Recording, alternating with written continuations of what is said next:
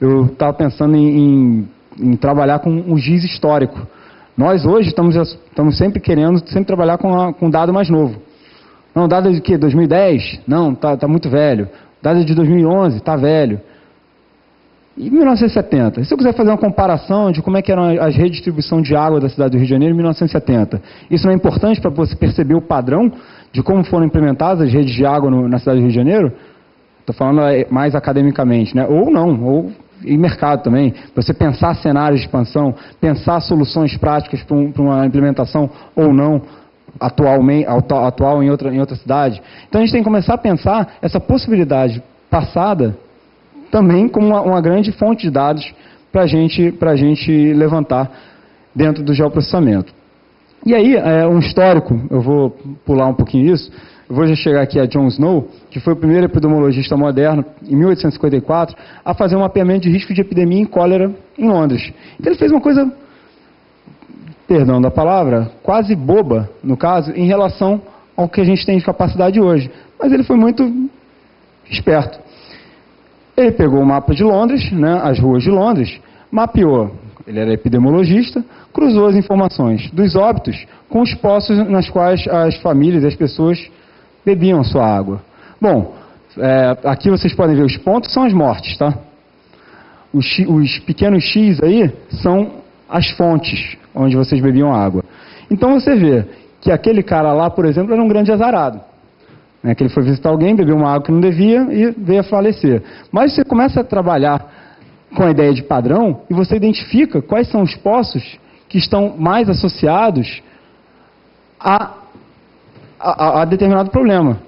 Então ele pegou simplesmente duas informações, espacializou e daí ele já trabalhou numa análise. Quais são os poços que você iria fechar a partir disso? Facilmente respondido por esse cruzamento visual que a gente está tendo daí. Então, esse foi um dos primeiros trabalhos associados ao cruzamento de informação que se tem notícia até hoje. E aí a gente tem aqui um pequeno histórico, mostrando como isso evoluiu desde a década de 50 até a década de 90. Então, na década de 50, as primeiras tentativas de automação e processo de manipulação de dados geográficos, na Inglaterra, pela botânica, e nos Estados Unidos, pelo volume de tráfego. Na década de 60, já surgem os primeiros SIGs no Canadá. E é importante, né, eu dizer também alguma coisa aqui em relação ao CAD. Possivelmente muitos de vocês aqui são cadistas. Né? Eu ainda tenho uma certa relação meio de amor e ódio com o CAD. Assim. O CAD é o pai do geoprocessamento. Ele, na verdade, ele deu origem a muitas das coisas que a gente está vivenciando hoje em GIS. Só que o problema, na verdade, é que o CAD ele se comporta, e eu estou falando do CAD da década de 70, 80, tá? Não estou falando dos módulos que foram lançados atualmente, não. Mas o CAD ele tem uma relação com o GIS, na questão da espacialização, muito forte. Mas o problema do CAD é que ele não guarda relação entre as feições e os seus atributos. Você pega uma planta de CAD, na década de 70, por exemplo, ninguém tinha computador em 70, né? A PUC tinha um computador, foi um dos primeiros computadores das universidades brasileiras aqui, quem conhece a PUC lá, o RDC, aquele andar todo era lotado para um grande computador, as pessoas iam para a PUC, todo mundo pegava ônibus, ia para a PUC. O que vocês vão fazer na PUC? Não, a gente vai ver abrir uma imagem. Uma imagem que vocês veem hoje em qualquer site de interesse ou qualquer foto aí digital. Você ia, ficava 1 hora esperando a imagem processar através de um cartão, que ia sendo furado, ia sendo processado. Aí você via aquela imagem, todo mundo batia palma, era quase emocionante o negócio. Hoje não, hoje você fica realmente revoltado se você não vê a sua casa no Google Earth. Você fica, minha casa, a imagem está ruim, né? Você começa a colocar essas coisas que são erradas, é bom que se diga, porque justamente a informação ela está banalizada. Então, na década de 70, o objetivo não era trabalhar com dados computacionais. O objetivo era trabalhar com plantas impressas de papel, certo? A partir do momento que eu tenho uma planta impressa, não me interessa se eu tenho um software que vai ler uma tabela de atributos, que vai qualificar a linha. Eu quero traçar a linha e que em cima dela esteja lá, Rua Rio Branco. Está a Rua Rio Branco escrita, está a linha embaixo, eu visualmente já estou fazendo essa referência. No geoprocessamento, como a gente vai ver, a relação é diferente, a relação é digital. Eu não preciso do escrito, Rua Rio Branco, para eu saber que ali é a Rua Rio Branco. Aquilo ali tem uma tabela de atributos vinculada que vai fazer essa relação. Na década de 70, esse não é o problema. Hoje, se vocês quiserem pegar uma carta do interior do Nordeste, você vai sofrer para pegar uma carta dessas, tá? Era tudo feito em CAD. Então, vários dos dados que estão hoje existentes aí para a gente baixar na internet estão em CAD. Então, para quem trabalha com GIS, tem um esforço na transformação desse dado para o ambiente GIS. Década de 70. Década de 80, barateamento e evolução dos computadores pessoais, bem como o avanço da informática, contribuíram para a consolidação do uso da tecnologia. E aí, a década de 90 foi o boom da expansão tecnológica, né? A gente lembra a expansão de celular, de computador, microcomputador. E aí foi quando houve a popularização dos SIGs no Brasil. E aí nós temos alguns personagens bastante interessantes aqui no Brasil. Um deles é o professor Xavier, da UFRJ. Ele foi um dos primeiros... Ele é um expoente, na verdade, na difusão do GIS no Brasil, através do software Saga, eu botei aqui, o sistema de análise geoambiental. Até hoje ele utiliza, né, o Saga, software completamente nacional, e foi um dos primeiros esforços assim, de difusão do SIG no Brasil. Mas hoje, um dos principais... como é que eu posso dizer, atores assim, na difusão do SIG no Brasil, é o Instituto Nacional de Pesquisas Espaciais. Não sei se vocês conhecem ou já ouviram falar de um software chamado Spring. É um software gratuito, né? Facilmente acessível. Vocês têm tutoriais na internet. Quem também quiser mandar um e-mail, passo os links para vocês. Se não tem problema, vocês fazem um registro no site do INPE. Vocês podem trabalhar diretamente com aulas nesse software de espacialização de dados. E aí, esse momento aqui, como eu falei com vocês, é um momento de explosão do GIS no Brasil. E aí eu estou falando de GIS, né, geoprocessamento, GIS, são duas coisas diferentes, mas que se relacionam de uma maneira muito intrínseca, né? O geoprocessamento, como eu falei, é a técnica aplicada às modelagens matemáticas e computacionais. O SIG, e aí SIG, GIS, o GIS esqueci o nome a sigla, exatamente, em inglês do que significa SIG, né? Que é o Sistema de Informações Geográficas, que é um ambiente, na verdade, computacional, onde representações do real são inseridas e armazenadas, permitindo manipulações, análises, acompanhamentos. Então, nós temos uma realidade completamente complexa, e essa realidade complexa, à medida que a gente começa a trabalhar em diferentes planos de informação, ou em diferentes camadas, nós podemos congregá-las, e a partir dessa tentativa de congregação, visualizar determinado tipo de processo, fenômeno ou ação. Então aqui nós temos, no caso, a realidade, ela está sendo disposta apenas em ruas, edificações e árvores. Se isso vai dar conta da minha análise ou não, quem tem que dizer são vocês, são os técnicos que vão trabalhar com isso. Então, por exemplo, para trabalhar com a implementação de rodovias ou implementação de novas estações hidrelétricas, vocês é que vão ter que pensar quais são os planos de informação que vão dar conta de explicar a totalidade que eu quero representar. E aí, mais uma vez, um GIS, né, ou SIG, em si não cria soluções, mas gera um ambiente multidisciplinar de trabalho onde informações aparentemente de difícil integração são atualizadas pela sua localização espacial. E aí a gente começa a pensar como é que é a estrutura de um SIG, né? Nós temos a interface, é um software, temos lá a nossa telinha, nós temos a entrada e integração de dados, a consulta e análise espacial desses dados, e nós temos, por fim, a visualização e plotagem. Mas uma das coisas mais importantes desse ambiente, nada mais é do que a gerência de dados espaciais. A pessoa que trabalha com a gerência de dados espaciais merece ser uma pessoa bem afortunada financeiramente, tá? Porque essa pessoa ela vai sofrer absurdos de organizar uma base de uma empresa, por exemplo, imagina você organizar a base do IBGE, ou da Petrobras, ou de qualquer grande corporação, ou uma pequena corporação que use muito o GIS, né? Eu sempre faço uma brincadeira com os meus alunos, é o seguinte, todo mundo tem no computador aquelas pastas, né? Réveillon e Ibicuíba 2008, Praia Grande 2009 inesquecível, aí tem uma pastinha lá que está assim, outras. Esse outras tem foto do teu gato, tem foto da tua ex-namorada, tem tudo que é foto lá, tudo na mesma pasta. Você imagina isso dentro de um ambiente de dados. Você ter dado lá, Rio de Janeiro 2004, Ubatuba 2012. Aí você tem lá outros dados. Aí você tem Tóquio, você tem Suécia, cada um num datum diferente, cada um um sistema de projeção. É complicado, né? Você achar isso dentro de um banco de dados relacional é realmente complicado. E colocar isso para disponibilidade de todos os técnicos de determinada empresa é um pouquinho caótico. Então, esse camarada aqui, ele vai organizar esse banco de dados espacial e vai disponibilizar para os seus usuários. Outra coisa que é muito comum, quem trabalha com GIS, né, que aí hoje a gente tem esse medo de perder informação, né? Hoje eu vim com o meu HD aqui com medo de perder esse caminho aqui absurdo. Por quê? A gente tem essa noção de sempre do backup mais atualizado, né? Então vocês também vão ter a mesma coisa. Dados geográficos do Rio de Janeiro 1, dados 2, dados 3, dados 4, dados 5 final. Aí você tem dados 6 finalíssima. Aí você mesmo já começa a se perder em qual é realmente o seu último dado de backup.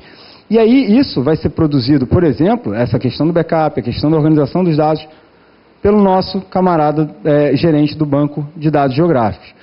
Você deletar um dado, dependendo do software que você utilize, dependendo do ambiente que você trabalhe, é um dado que não vai para a lixeira do seu computador, ele vai para o espaço sideral, ele se perde na realidade da nossa vida, assim. Então, se errar uma vez dessas, assim, você pode realmente vir a perder o emprego, muitas das vezes, tá? Então, é um cara que lida... olha, é caveiro, cara.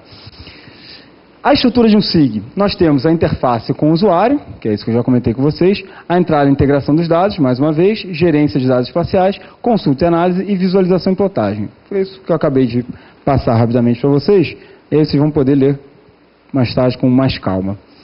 E aí eu trouxe aqui um slide apresentando como é que é feita a montagem de um projeto em GIS, né? Quem trabalha com geoprocessamento, como é que a gente faz isso? Nós temos algumas etapas. Porque trabalhar com geoprocessamento também não é uma experiência muito barata. E não deve ser, porque de um trabalho que você gasta R$5.000, você pode vender produtos a 50, 100, enfim, a coisa toda é um pouquinho exponencial. Tá? Já falei, hoje a informação é poder. Se você tem informação para fazer qualquer tipo de estudo, maravilha. Se não tem, vai ficar complicado. Então, nós temos a modelagem, que parte da definição do problema dos dados necessários para equacioná-lo, definição da estrutura do banco de dados e das funções necessárias para manipulação. É o momento de sentar na mesa e ver o que a gente quer fazer. Depois dessa modelagem, temos a aquisição dos dados. Imagens de satélite, aerofotogrametria, digitalização de mapas, dados GPS, topografia. Temos formas de representar essa realidade. Estruturação do ambiente, criação de bancos de dados, seleção e construção. E aí é o momento que a gente vai começar a olhar o nosso dado geográfico, vai começar a tentar montar o nosso grande quebra-cabeça.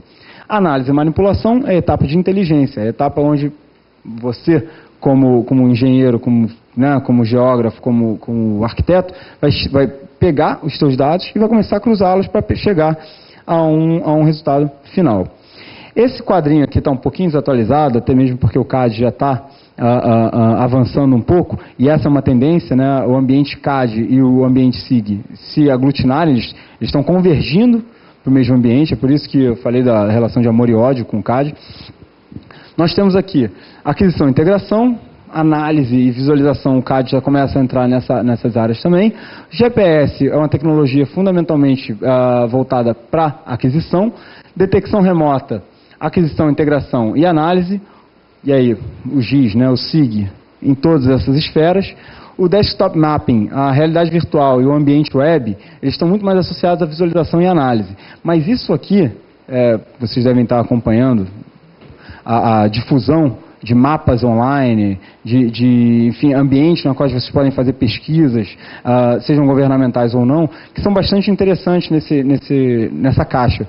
Não sei se vocês têm conhecimento, alguns estados americanos, principalmente algumas cidades americanas, elas implementam um GIS na sua cidade e você pode ver os crimes que acontecem na cidade, você clica lá num pontinho, o pontinho vai te dar quem foi o criminoso, a cara do criminoso, a hora que ele... Isso em flagrante, tá? Não é para qualquer tipo de crime, né? Então, o tipo de crime praticado, se houve, enfim, algum tipo de contusão da vítima ou não, te dá a ficha do crime, você vê o crime espacializado. Então, é extremamente interessante. No Canadá, por exemplo, agora eu realmente não sei se é Quebec ou Montreal, agora eu não sei. Existe uma ambientação na qual a rede de telefonia ela é vinculada ao GIS. Então, o que acontece? você vai dar uma nevasca lá em determinada área, né? Você pega a área na qual vai ser atendida vai ser atingida aquela cidade, e você simplesmente dispara para todo mundo que está dentro daquele raio de ação. Todo mundo recebe um telefonema na hora, dizendo, não saia de casa porque vai ter nevasca, fica pelo menos 6 horas em casa. Você imagina um trabalho desse, por exemplo, para trânsito, no nosso caso aqui para tiroteio, né, quando a gente tiver que, né, não sai de casa que o bicho está pegando lá. Então, você já começa a gente está brincando aqui, está até fazendo piada, mas é uma questão séria, é uma questão de uso público da ferramenta, né? A gente poderia pensar isso aí, né? Aquelas chuvas, aí a gente pensa no caso da serra, por exemplo, sirene é uma coisa, nem todo mundo tem sirene, ou nem todo governo pensa em implementar sirene, telefone todo mundo tem.